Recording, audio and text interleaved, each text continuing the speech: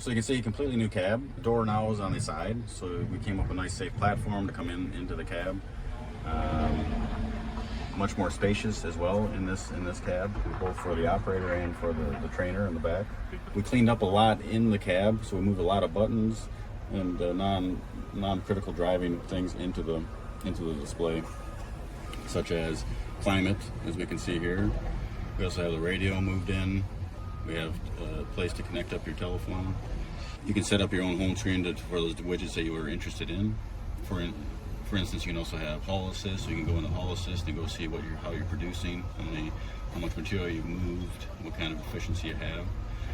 This integrated co-pilot is standard on all our machines, and that means that you can also have all our machine settings are in here as well. So you can set up your truck the way you like it, going in, putting up max body, tip height, or dump support for helping limit tipping when you're at a wrong angle.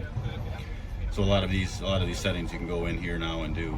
You can also go in an overview. We have a nice status view where you can go in and check temperatures, pressures on your truck. A lot of people like to keep an eye on their brake temperatures, so you can see those right there. You can go into service, and here you can go in and do a service brake test or parking brake test. One of the other big improvements was our camera system now. On this truck we have an optional front camera, which is mounted in the hood. All the trucks will get a standard side view camera where you can keep an eye on who's coming up the truck and who's in the pinch point of the truck. And then the operator, he's able to decide if he wants to drive around all the time and say his rear view camera on, he can lock that view if he wants. If you like a full screen view, the truck will then take over and show the the reversing view or the forward view on its own. It'll automatically switch. For operator comfort perspective, we included a new cooling box, electric controlled, so that's cold right now.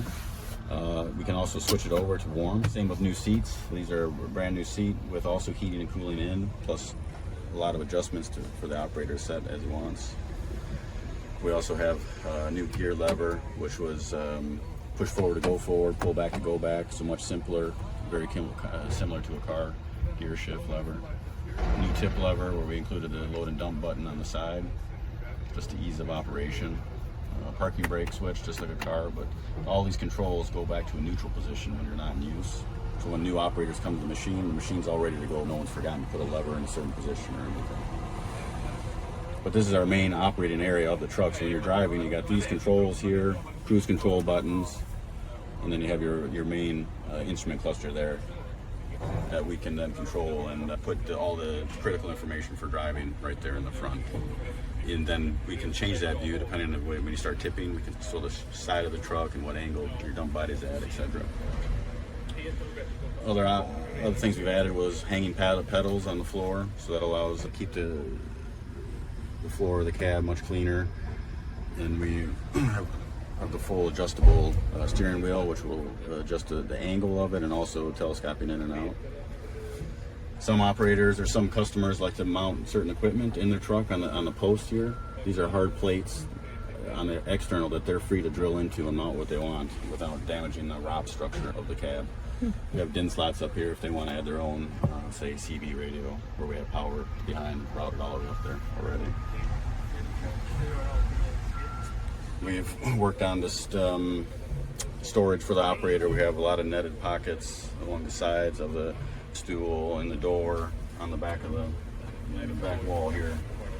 Just trying to keep the operator comfortable when he's working in here for 8 hours a day.